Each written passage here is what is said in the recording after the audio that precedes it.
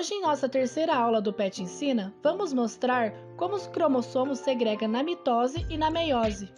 Mas o que é mitose? A mitose tem o papel de regeneração celular no corpo. Por quê? Ora, porque ela é a divisão que gera células idênticas à célula-mãe. E assim, uma célula da pele, quando se divide por mitose na cicatrização de um machucado, gera células idênticas à mãe, ou seja, uma célula de pele diploide. Antes do início de qualquer divisão celular, a célula copia seu material genético, duplicando a quantidade de DNA justamente para a formação de células filhas. Seja possível, essa duplicação acontece na fase denominada fase S ou síntese, que fica dentro da grande fase chamada intérfase. No início da fase S, cada cromossomo é formado por uma única molécula de DNA, ou seja, um cromossomo com uma única cromátide. Essa cromátide é utilizada como molde para a síntese de uma nova molécula de DNA, a cromátide irmã. É nesse momento que o cromossomo duplicado passa a ser representado por duas cromátides irmãs, ligadas ao mesmo sinotócoro. Após a duplicação do material genético da célula e de toda a sua preparação celular, a célula começa devidamente sua divisão, começando pela prófase, onde o fuso mitótico é formado, um arranjo de microtúbulos que move os cromossomos na mitose. Durante a metáfase, os cromossomos tornam-se dispostos em um único plano, a placa metafásica, entre os dois centrossomos.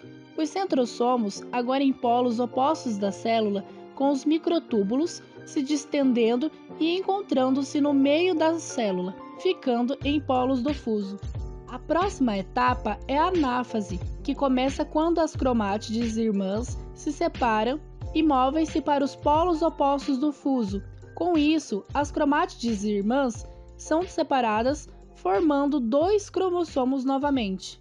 Já na telófase, é marcada pela chegada dos cromossomos aos polos do fuso. A membrana nuclear volta a aparecer ao redor de cada grupo de cromossomo, produzindo dois núcleos separados dentro da célula. Muitas vezes, a divisão do citoplasma, conhecida como citocinese, é simultânea à telófase, que é a divisão do citoplasma entre ambas as células. Podemos ver o caráter equacional na mitose, que não há uma redução do número de cromossomos nas células filhas, embora haja redução do conteúdo de DNA por conta que as cromátides formadas na fase S se separam nas células filhas, voltando ao número diploide original. Agora vamos falar sobre a meiose. Mas para que usamos a meiose? Ora, para a formação de gametas, que são células haploide, ou seja, com metade do conteúdo de DNA de uma célula do corpo diploide. Assim, diferentemente do que vimos na mitose, a meiose deve proporcionar redução pela metade do número de cromossomos, para que no processo de fecundação esse número seja reestabelecido em diploide, com a junção dos gametas feminino e masculino. A meiose consiste em dois processos distintos, a meiose 1 e a meiose 2. Cada um dos dois inclui uma divisão celular. A primeira divisão, que surge no final da meiose 1, é chamada de divisão reducional, porque o número de cromossomos por células é reduzido na metade. Na primeira divisão, a prófase é um estágio importante conhecido como paquíteno. Os cromossomos tornam-se mais curtos e mais grossos e desenvolve-se um complexo sináptico, que é pareamento dos cromossomos homólogos.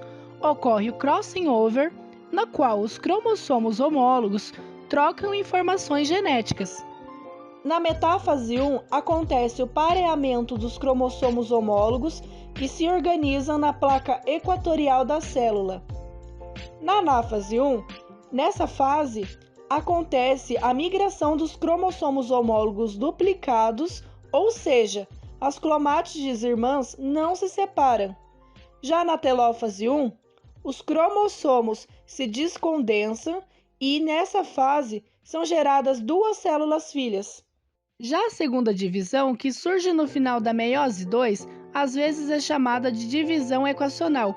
Os eventos da meiose 2 são similares aos da mitose. Entretanto, a meiose 2 difere da mitose porque o número de cromossomos já foi reduzido à metade, na meiose 1, e a célula não começa com o mesmo número de cromossomos como na mitose.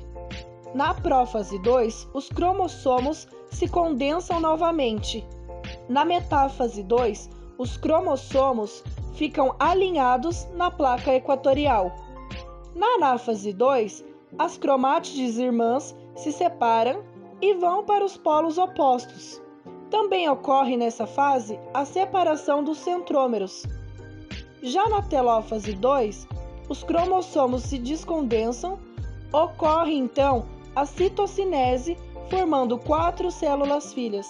E os genes nas divisões, o que ocorre com eles? Os genes, como vimos na aula anterior, estão fisicamente localizados nos cromossomos. Para ser exato, as duas cópias de um gene permanecentes a um organismo diploide, os chamados alelos, estão localizados em posição correspondentes nos 2 cromossomos de um par homólogo. É essa correspondência na ordenação das informações genéticas que justamente determina o que chamamos de homologia e nos ajuda a definir os pares de homólogos. Os cromossomos homólogos são, portanto, similares, mas não idênticos. Um organismo diploide recebe um membro de cada par de cada um de seus genitores, e assim, se os 2 genitores forem portadores do mesmo alelo, exemplo Y, o indivíduo será homozigoto YY. Mas antes que isso ocorra, antes que haja a formação desse indivíduo, as células dos progenitores entram em divisão para formar os gametas. E é nessa etapa que vemos as leis da genética, ou seja, as leis que Mendel se materializem. A base física da segregação reside na meiose 1, quando pares homólogos pareiam em orientação ao acaso no meio da célula enquanto se preparam para separar. Nós podemos obter gametas com diferentes combinações de homólogos, mamãe e papai, porque a orientação de cada par é aleatória. Para ver o que isso significa, compare a combinação cromossômica 1 e a combinação cromossômica 2 na etapa da metáfase no diagrama. Em um caso, os cromossomos vermelhos mamãe vão juntos, enquanto no outro eles se separam e misturam-se com os cromossomos azuis papai.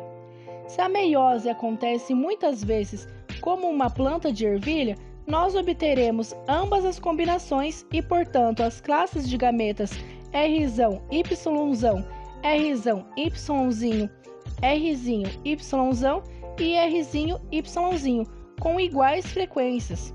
Portanto, isso consideramos que as frequências de ocorrência de cada evento são iguais, 50%, 50%.